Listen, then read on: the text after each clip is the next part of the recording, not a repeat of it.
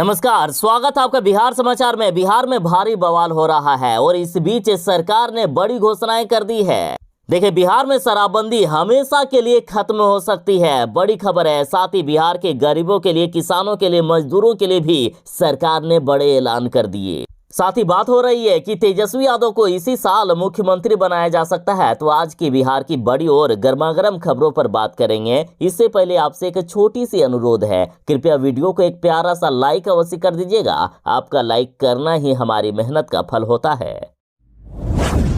जीतनराम मांझी ने बड़ी मांग कर दी है कि बिहार में शराब चालू करना होगा। देखिए, जीतनराम मांझी ने मुख्यमंत्री नीतीश कुमार जी को सलाह दी है कि नीतीश कुमार जी, यदि बिहार का विकास करना है तो बिहार में शराबबंदी को खत्म कीजिए और शराब चालू करवाइए। साथ ही जीतनराम मांझी ने कहा है कि लोग तो आते हैं बिहार घूमने, लेकिन चले जा रहे हैं झारखंड और बंगाल, क्योंकि बिहार में पीने खाने की कोई भी व्यवस्था नहीं है। साथ ही बिहार में शराबबंदी से प्रतिवर्ष 20,000 करोड़ का राजस्व का घाटा भी हो रहा है। देखिए, जीतनराम मांझी ने कहा कि बिहार में शराबबंदी है, लेकिन इससे सरकार को काफी नुकसान हो रहा है। बिहार में घूमने आने वाले लोग झारखंड और कोलकाता का रुख कर रहे हैं और इससे बिहार में आने वाला सारा पैसा झारखंड और कोलकाता में चले जा रहा है।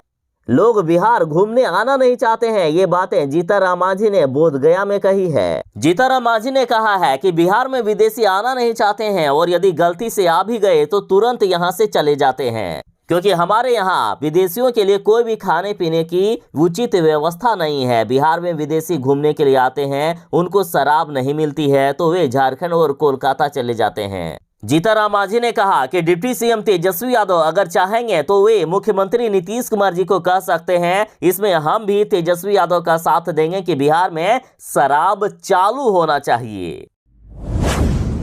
बिहार में शराबबंदी है। नीतीश कुमार जी शराबबंदी को सफल बनाने के लिए हर तरह का प्रयास कर रहे हैं। और इधर तेजस्वी यादव बिहार के स्वास्थ्य मंत्री भी हैं। तेजस्वी यादव स्वास्थ्य व्यवस्था को ठीक करने के लिए बड़े बड़े दावे कर रहे हैं, लेकिन इन दोनों ही वादों और दावों की धज्जियां एक ही बार में उड़ा दी गई है। देखिए, बिहार में डॉक्टर ने नशे में आकर ऑपरेशन कर दिया, जिससे मरीज की मौत हो गई।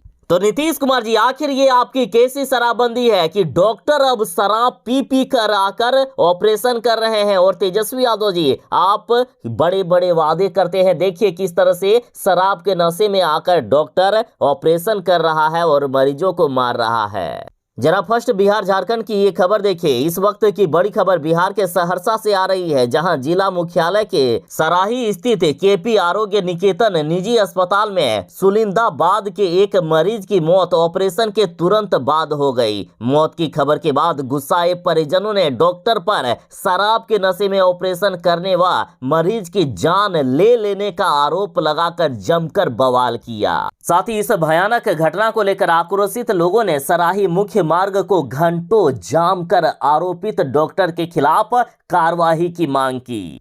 देखिए, मृतक मरीज के भतीजा मनीष कुमार पोद्दार ने डॉक्टर पर गंभीर आरोप लगाते हुए बताया कि डॉक्टर द्वारा शराब पीकर मरीज का ऑपरेशन किया गया। डॉक्टर की लापरवाही बरतने के कारण मरीज को जान गंवानी पड़ी। साथ ही इन्होंने बताया कि डॉक्टर आर पटेल पहले भी कई जानें ले चुका है। इन्होंने बताया कि बीते 15 दिनों से भर्ती मरीज का ऑपरेशन को लेकर डॉक्टर टाल मटोल करता रहा। 26 जनवरी को शराब पीकर डॉक्टर ने लापरवाही बरत मरीज का ऑपरेशन कर दिया और जिससे ऑपरेशन के बस कुछ ही देर बाद मरीज की मौत हो गई।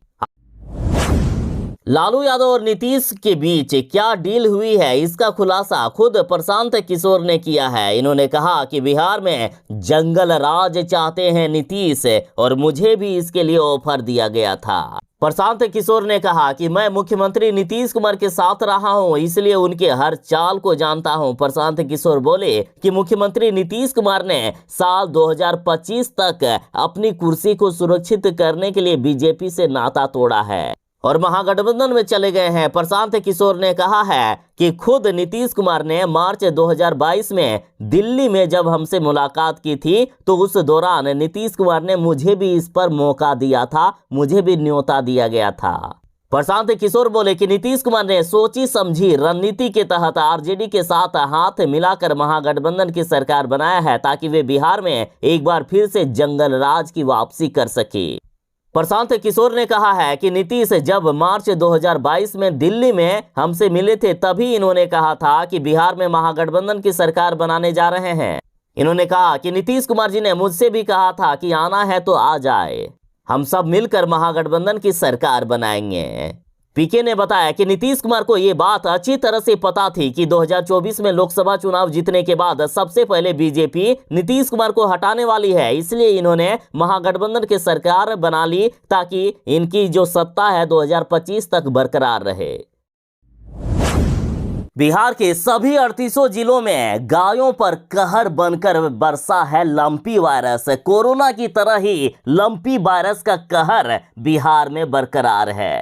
और सोचिए ना कि उस परिवार का क्या होगा जो उस गाय के दूध से ही पैसा कमाकर अपने घर को चलाता था। आखिर वो किसान अपनी बेटी की शादी कैसे करेगा? किसी का बेटी की शादी टूट गई है तो किसी का छीन गया है रोजगार। जरा दैनिक भास्कर की ग्राउंड रिपोर्ट देखिए कि किस तरह से गायों की मौत का आंकड़ा भी ये सरकार छुपा रही है। बिहार में लंपी वायरस से लाखों गायें संक्रमित है। लगातार इसकी मौत भी हो रही है, जिस पर सरकार के द्वारा पर्दा डाला जा रहा है। सरकार के अनुसार केवल 12 जिलों में लंपी वायरस का असर है और राज्य में 1442 गायें संक्रमित बताई गई है और मौत भी केवल 2 गायों की बताई गई है। लेकिन ग्राउंड रिपोर्ट कुछ और ही कहता है कि बिहार के 12 नहीं बल्कि बिहार के सभी 38 जिलों में लंपी वायरस से गायों की मौत हो रही है। किसानों और पशुपालकों को भी सरकार की तरफ से कोई भी मदद नहीं मिल रही है, जिस कारण वे प्राइवेट डॉक्टरों को मोटी रकम देकर अपनी गायों को बचाने के जुगाड़ लगा रहे हैं।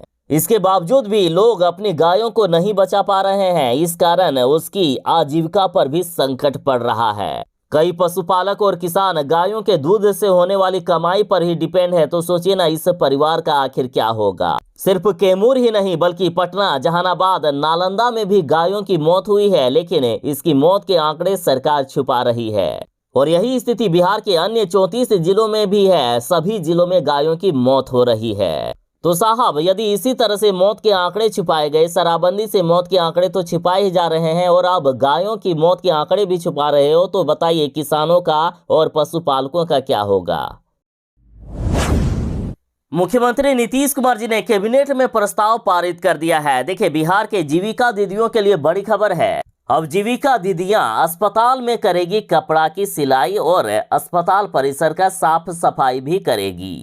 देखिए, बड़ी खबर है कि जीविका की दीदियों को अब अस्पताल की रसोई के अलावा प्रदेश के सभी अनुमंडल अस्पतालों, जिला अस्पतालों और मेडिकल कॉलेज अस्पतालों में भर्ती होने वाले मरीजों के ड्रेस की सिलाई कर उसकी आपूर्ति करने का भी जिम्मा दिया गया है। अस्पताल में भर्ती मरीजों के गंदे होने वाले ड्रेस की सफाई का काम भी जीविका दीदी ही करेगी। सरकार ने उनको अनुमंडलीय अस्पतालों, जिला अस्पतालों और मेडिकल कॉलेज अस्पतालों के भवनों के साथ परिसर की सफाई की जिम्मेदारी भी दे दी है।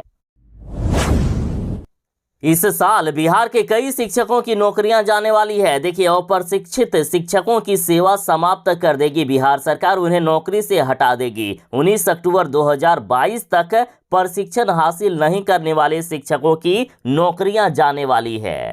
देखिए, जिन्होंने 19 अक्टूबर 2022 तक प्रशिक्षण हासिल नहीं किया है उनकी अब खैर नहीं, उनकी नौकरी समझो गई। और शिक्षा विभाग ने इसके लिए आदेश भी जारी कर दिया है। शिक्षा विभाग के अनुसार ऐसे शिक्षक जिन्होंने 31 मार्च 2019 के बाद और 19 अक्टूबर 2022 तक प्रशिक्षण हासिल नहीं किया है, उन सभी शिक्षकों की सेवा अब समाप्त कर दी जाएगी। उपेंद्र कुशवाहा और मुख्यमंत्री नीतीश कुमार जी में लड़ाई इस बात को हो रही है कि उपेंद्र कुशवाहा पूछ रहे हैं कि आखिर महागठबंधन की सरकार से, राजद से क्या डील हुई है जदयू की? क्या तेजस्वी यादव को मुख्यमंत्री बनाना पड़ेगा? तो इधर बड़ी खबर आ रही है, तेजस्वी यादव ने क्लियर कर दिया है कि जदयू और आरजेडी में आखिर क्या डील हुई है। तेजस्वी यादव बोले कि आरजेडी और जदयू में सिर्फ एक ही डील है, वह है सांप्रदायिक शक्ति भाजपा को रोकने की। भाजपा भागे, यही आरजेडी और जदयू की डील हुई है। तेजस्वी यादव ने कहा कि उपेंद्र कुशवाहा को इसमें सहयोग करना चाहिए। तेजस्वी यादव ने कहा है कि उपेंद्र कुशवाहा को नीतीश कुमार से बात करनी चाहिए। और बात करें उपेंद्र कुशवाहा की, तो उपेंद्र कुशवाहा कह रहे हैं कि हम बात करेंगे तो कहां बात करेंगे, ना ही नीतीश कुमार जी हमसे मिलते हैं, ना ही हमारे कहने पर सर्वदलीय बैठक बुलाते हैं। उपेंद्र कुशवाहा बोले कि मुख्यमंत्री नीतीश कुमार जी जिस भी पब्लिक प्लेटफॉर्म पर मुझे बुलाएंगे मैं वहां आकर बात करने को तैयार हूं, लेकिन वे बुलाए तब ना। जदयू में घमासान मचा हुआ है। उपेंद्र कुशवाहा मुख्यमंत्री नीतीश कुमार जी से सवाल पूछ रहे हैं कि आखिर महागठबंधन सरकार बनाने समय राजद के साथ क्या डील हुई थी, क्या वाकई 2023 में तेजस्वी यादव को मुख्यमंत्री बनाना पड़ेगा, तो इसका खुलासा करें नीतीश कुमार जी। और जदयू में घमासान के बीच अब कुशवाहा से मिले अजय आलोक और बोले कि नीतीश की मति मारी गई है, पगला गए हैं नीतीश कुमार जी। साथ ही कुशवाहा के समर्थन में उतरे अजय आलोक ने मुख्यमंत्री नीतीश कुमार पर हमला बोलते हुए कहा कि जब लोगों की मति भ्रम हो जाती है तो ऐसी हरकतें करते हैं वे। साथ ही अजय आलोक ने कहा है कि उपेंद्र कुशवाहा चाहते हैं कि नीतीश कुमार जी का भला हो, नीतीश कुमार की पार्टी जदयू आगे बढ़े और बिहार में आगे भी नीतीश कुमार ही मुख्यमंत्री बने रहे। लेकिन हालात ये है कि तेजस्वी यादव को 2023 में मुख्यमंत्री बनाने की बात हो रही है। यही तो सवाल कर रहे हैं उपेंद्र कुशवाहा कि आखिर क्या डील हुई है, उसका खुलासा किया जाए। बीजेपी नेता और बिहार के नेता प्रतिपक्ष विजय कुमार सिन्हा ने कहा है कि नीतीश के पेट में दांत को पीके ने देखा, लेकिन ना तो ललन सिंह गिन पाए और ना ही कुशवाहा पहचान सके। विजय सिन्हा ने कहा है कि ये महागठबंधन नहीं बल्कि महाठगबंधन की सरकार बिहार में है, जहां सेवा भाव से नहीं बल्कि मेवा खाने के लिए लोग बैठे हैं, बिहार को लूटने के लिए बैठे हैं। बिहार में अराजकता का माहौल है। विजय सिन्हा ने कहा कि जिस व्यक्ति को जनता ने नकार दिया है वो व्यक्ति फिर सत्ता में आखिर कैसे आएगा। यदि हिम्मत है तो अभी बिहार में चुनाव कराएं, देख लीजिएगा 50 सीट से भी नीचे रहेगा ये महागठबंधन। महागठबंधन से पूरी जनता परेशान है। इनसे जनता सब कुछ जान चुकी है कि कैसे ये लोग जहरीली शराब से नरसंहार करवा रहे हैं। हत्या, लूट, अपहरण, बलात्कार सहित आपराधिक घटनाएं चरम पर है। प्रखंड स्तर पर भ्रष्टाचार जारी है। बिहार के स्वास्थ्य विभाग में लगातार लापरवाहियां बरती जा रही है। जब नेता लोग ही सुरक्षित नहीं है तब आम जनता का क्या होगा। तेजस्वी यादव जी, आप स्वास्थ्य विभाग को लेकर तरह तरह के बड़े दावे करते हैं। देख लीजिए आपके दावों की पोल किस तरह से खुल रही है। देखिए, केंद्रीय मंत्री अश्विनी चौबे के भाई की इलाज के दौरान मौत हो गई। परिजनों ने डॉक्टर पर लापरवाही का लगाया आरोप। देखिए, इस वक्त की बड़ी खबर भागलपुर से आ रही है, जहां केंद्रीय मंत्री अश्विनी चौबे के भाई निर्मल चौबे की मौत डॉक्टर की लापरवाही के कारण हो गई है। दरअसल अश्विनी चौबे के भाई निर्मल चौबे को गंभीर हालात में JLNMCH के ICU में भर्ती कराया गया था, जिसके बाद उसकी मौत हो गई। परिजनों ने आरोप लगाया कि डॉक्टर की लापरवाही के कारण इनकी जान गई है। अश्विनी चौबे के परिजनों ने ICU में डॉक्टर नहीं रहने का आरोप लगाया और अस्पताल अधीक्षक का घेराव किया। साथ ही अस्पताल परिसर में खूब भारी बवाल किया गया। तो सोचिए ना कि जब नेता लोग ही सुरक्षित नहीं है, नेता लोग इस तरह के आरोप लगा रहे हैं, तो आम जनता का क्या होगा, गरीबों का क्या होगा बिहार में। बिहार सरकार के मंत्री आलोक मेहता को जान से मार देने की धमकी मिली है। तो इस पर आलोक मेहता ने ही धमकी देने वालों को खुली चुनौती दे दी और कहा कि हमने भी चूड़ियां पहनकर नहीं बैठी है, जिनको भी फरियाना है आ जाओ मैदान में, सबको देख लेंगे। देखिए, बिहार सरकार के मंत्री आलोक मेहता को अज्ञात शख्स ने उन्हें जान से मार देने की धमकी दी है। मंत्री ने इस मामले में पटना के सचिवालय थाने में लिखित शिकायत भी दी। उसके बाद इन्होंने खुले मंच से ऐलान किया कि उनके शरीर में अमर शहीद जगदेव प्रसाद का खून दौड़ रहा है। वे चूड़ी पहनकर नहीं बैठे हैं जो धमकी से डर जाएंगे। इन्होंने कहा कि मेरे पूर्वज सम्राट अशोक और चंद्रगुप्त ने पूरे भारत में राज किया है। हम धमकी देने वालों से डरने वाले नहीं हैं, उनको औकात दिखा देंगे। इन्होंने कहा कि हम गीदड़ भभकी से डरने वाले नहीं हैं, जिनको फरियाना है मैदान में आ जाओ, सबको हम देख लेंगे। नीतीश कैबिनेट में 21 एजेंडों पर मुहर लगी है और कई विभागों में बम्पर बहाली होगी, नए पदों का सृजन किया गया। और साथ ही बजट सत्र पर भी कैबिनेट में मुहर लग गई है। 24 फरवरी से बिहार में बजट सत्र बुलाया गया है। देखिए, राज्य कैबिनेट ने विभिन्न विभागों में 321 नए पदों के सृजन की स्वीकृति दे दी है। कैबिनेट ने उद्योग विभाग, पथ निर्माण विभाग, नगर विकास एवं आवास विभाग, वित्त विभाग, शिक्षा, स्वास्थ्य, सामान्य प्रशासन समेत विभिन्न विभागों से जुड़े महत्वपूर्ण एजेंडों पर मुहर लगा दी है।